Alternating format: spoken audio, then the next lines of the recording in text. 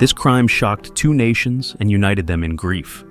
The suspect, who quickly rose to the top of Japan's most wanted list, went to extreme lengths to alter his appearance and hide his identity from the world. Today, we delve into the case of Tatsuya Ichihashi and his victim, Lindsay Hawker. There are many strange and deeply disturbing details in this crime, including plastic surgery and the use of a bathtub filled with soil. To avoid detection, he was hunted by virtually the entire police force in Japan, and it would take years to catch him. Although our story today takes place in Japan, it begins in the heart of England, in a city called Coventry, famous for its medieval cathedral and, sadly, the destruction it suffered during the Second World War. Coventry has come into its own in recent decades and has become an important hub in the UK, with easy access to London, Birmingham, and much of the country less than 2 hours away. This well-located city has much to offer its residents, and one of those residents was Lindsay Hawker.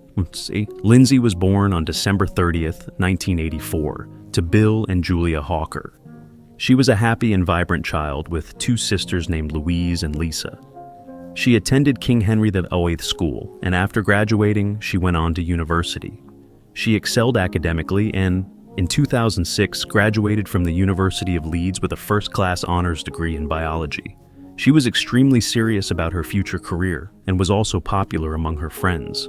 Lindsay had many interests and was capable, caring, and successful, but she wanted more out of life. She decided to try something new before pursuing her master's degree.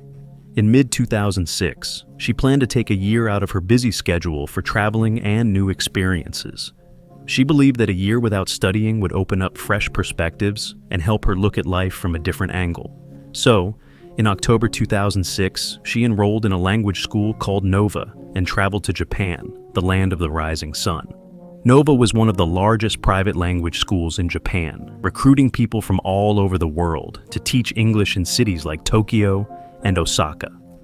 Nova was considered a prestigious institution, and Lindsay was one of the lucky few who secured a position as a teacher in Tokyo. She was placed in Ichikawa, one of Tokyo's suburbs, and quickly settled into her new place, which was just a half-hour's walk from the city's main attractions. Near Ichikawa, there are plenty of places to have fun, including food parks, shopping centers, temples, and lively bars. Tokyo has literally everything. She found herself in one of the most interesting cities in the world and was fascinated by it. Later, Lindsay decided to move a little further away from the center of Tokyo, to Chiba. The rent was cheaper there, and she wasn't alone in this venture. She moved in with two other teachers who also worked at Nova, and the three quickly became friends. Soon, Lindsay's time in Tokyo flew by. Even though she was enjoying her trip, she often thought about her home in England. She had a loving family, many friends, and a boyfriend waiting for her. So, she actively kept in touch with them through Facebook, Skype, or simple phone calls. 6 months after Lindsay arrived in Tokyo, in March 2007, she had an unusual encounter. She had finished work and returned to Chiba Station during the day. As she was picking up her bicycle, a man approached her from behind. She turned around and the man greeted her, claiming that she was his English teacher. Lindsay was confused by the situation and was sure he wasn't one of her students. She didn't comment and tried to leave, but the man continued to follow her. Lindsay jumped on her bike and rode away, but the man still pursued her, increasing his pace and eventually running. Given the many intersecting streets near Chiba Station, it was impossible for Lindsay to hide from him. He kept trying to strike up a conversation, asking where she was from and where she studied, but she was still trying to get rid of him. Eventually, Lindsay made it to her apartment, intending to lock herself in. The man, Tatsuya Ichihashi, had chased her all the way home. When he finally caught up with her, he asked for a favor. Despite his strange behavior, the request was simple and seemed innocent enough. Tatsuya asked Lindsay if she could give him private English lessons. He felt he needed help with the language and suggested meeting at a cafe, promising a generous payment. Lindsay politely declined, citing her packed work schedule and the little free time she had for herself. Tatsuya seemed disappointed but accepted her answer. Then he asked another question. Out of breath from chasing her, he politely asked if he could stop by her place just for a moment to have a glass of water. Lindsay hesitated but reluctantly let him into the apartment, thinking it was safe since her two roommates were home. She figured this was a good opportunity to show this man that she wasn't alone and was under some sort of protection. It was also a chance for her friends to see his face in case he showed up again. They entered the apartment together, and while she poured him a glass of water, he made another offer, but increased the price considerably. This time, he was willing to pay her 3,500 yen, about $32 an hour, provided the interaction was strictly business. It was an offer Lindsay couldn't refuse. Even though Nova was helping her live in Tokyo, she could now earn a little extra income. She agreed to his request, deciding to meet him at a cafe a few days later. Tatsuya was grateful and thanked Lindsay for agreeing. Before he left, he did something else. He pulled out a pen and a piece of paper and began to draw. After a few seconds, he handed her a sketch. It was of Lindsay. The paper also had his name and phone number on it.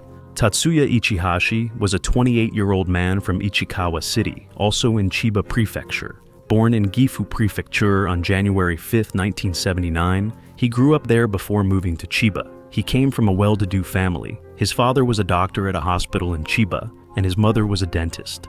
As a young boy, Tatsuya had ambitions to follow in his father's footsteps and become a doctor, but he failed his exams and couldn't continue his medical studies. He enrolled in the Department of Horticulture at Chiba University, graduating in 2005. Although his results were relatively good, he didn't try to find work. Instead, he lived off a monthly allowance from his parents of 100,000 yen, about $900. Here, we begin to see the dark side of Tatsuya Ichihashi. He had no previous convictions, but had been accused of theft and bodily harm, allegedly attacking a woman on the street and trying to rob her. The case was settled out of court, with his father reportedly paying the woman about 1 million yen, about $10,000. Overall, he was described as a loner obsessed with physical fitness. He was a regular at the local gym and often cycled over 25 kilometers every day. Tatsuya was known to be a recluse and didn't seek employment. With $900 a month from his parents, paying 3,500 yen an hour for weekly classes was pocket change for him. Returning to Lindsay's apartment after handing her the sketch, Tatsuya thanked her for the glass of water, wished her well, and left. Let's move forward a few days to Saturday, March 24th, 2007. Lindsay contacted Tatsuya, and they arranged their first English lesson at a local coffee shop. CCTV captured them talking while standing in line for a drink. Lindsay seemed relatively relaxed, but was clearly stepping back whenever Tatsuya got too close. They sat and talked for a little over an hour, and the class proceeded as planned. At the end of the lesson, Tatsuya said he had forgotten his money. "Don't worry," he said. "I live less than a kilometer from here. Why don't you come with me to get your payment, and then you can go on your way?" Lindsay agreed, and they hailed a cab. She hadn't brought her bike that day and had work scheduled in the afternoon. When they arrived at his apartment, she asked the cab driver to wait for her. He agreed, and Lindsay followed Tatsuya inside. A few minutes later, Lindsay still hadn't returned. The cab driver thought it was a little strange, but didn't dwell on it. Perhaps she had changed her plans. He eventually drove off.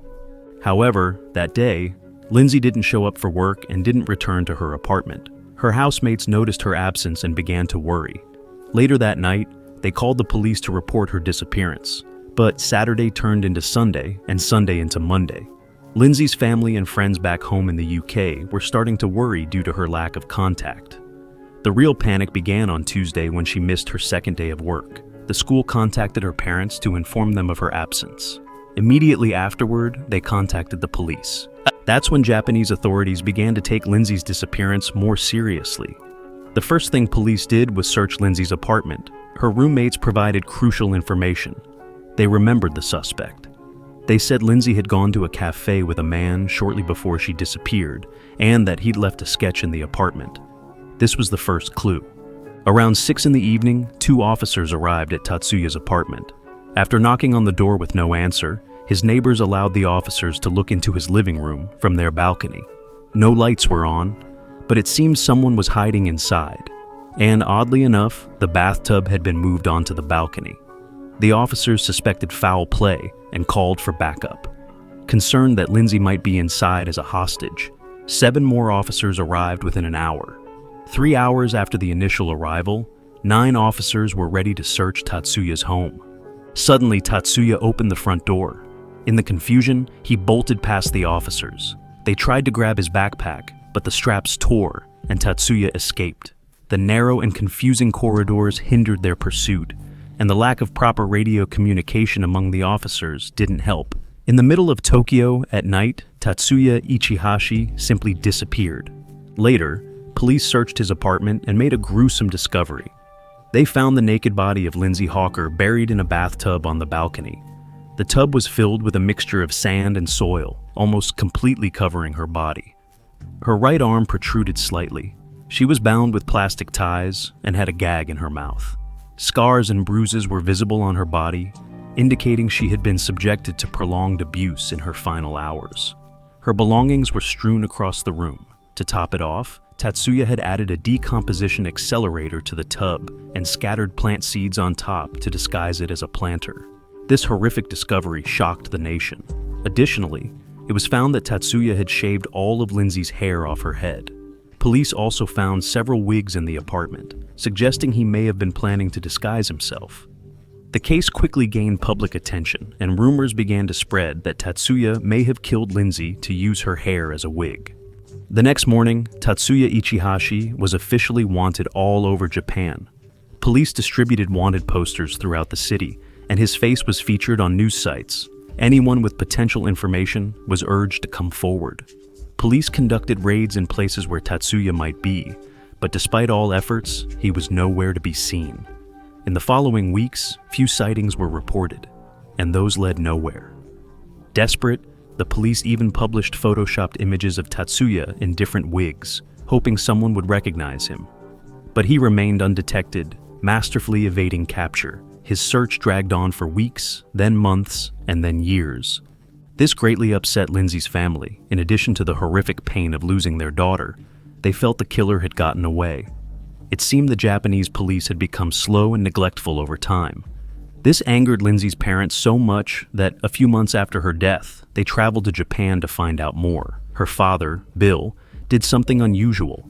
He went to a bar to meet with members of the Japanese Yakuza Mafia, offering 2 bottles of whiskey as a gesture before asking for their help.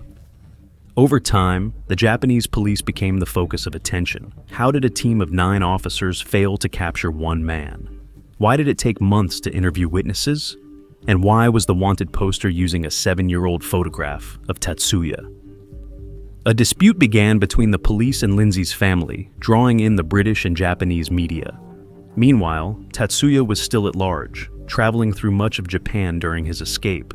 He hid from northern cities to the southern island of Okinawa, even living on a remote island in a concrete bunker to avoid detection. Between 2008 and 2009, Tatsuya was in Osaka, located west of Tokyo. Osaka is a large city known for its modern architecture, nightlife, and delicious street food. During this time, Tatsuya lived in internet cafes and worked on construction sites. To survive, he had plastic surgery to change his appearance and avoid arrest. In fact, he had already been altering his appearance through improvised methods. He had cut off his moles and part of his lower lip with scissors and even inserted a thread through his nose to reshape it.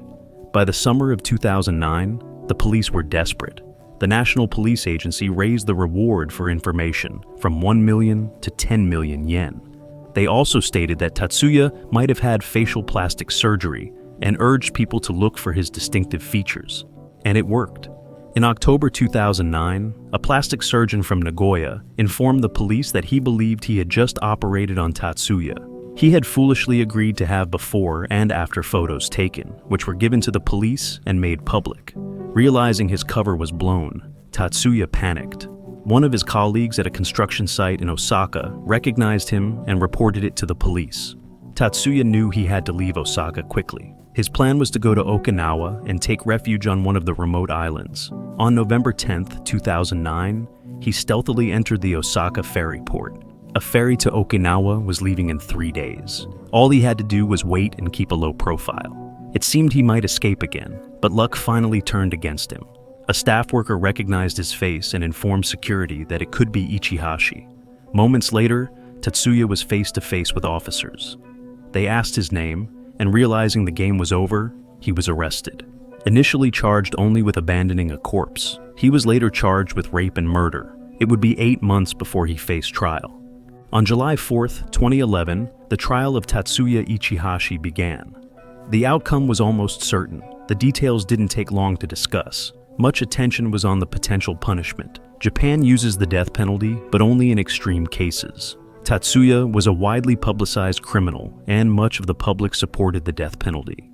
During the trial, he admitted that he lured Lindsay into his apartment, raped her, and strangled her because he feared neighbors would hear her screams and call the police.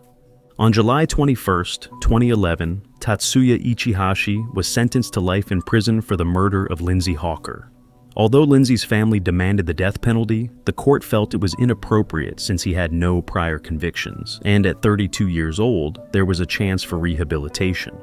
The trial wouldn't have happened without Lindsay's parents. They had to relive the traumatic events and see unreleased images of their daughter's body, something no parent should endure. After the verdict, the Hawker family said, "We have waited a long time for today. We have waited 4.5 years for Ichihashi to face justice. You have taken a precious life, destroyed everything that exists for us, and stolen countless memories." The life sentence was welcomed by most people, and Tatsuya accepted his fate. Shortly before the trial, he wrote and published a book confessing to killing Lindsay. It was his autobiography, detailing how he spent 2.5 years on the run and what he did to avoid detection. Over 100,000 copies were sold worldwide. He offered all royalties from the book, titled "Until I Was Arrested," to Lindsay's family, but they declined. Despite his attempt at a good deed, nothing could bring their daughter back. Lindsay was loved, successful, and irreplaceable. She had incredible experiences abroad, teaching others a valuable skill, and in the end, her kindness was exploited by a heartless man. She is missed daily by her parents, sisters, and all her friends. Thank you so much for watching. If you like these kinds of stories, feel free to subscribe to the channel and give a like. What do you think about Tatsuya Ichihashi? Do you think his sentence is sufficient? Write in the comments.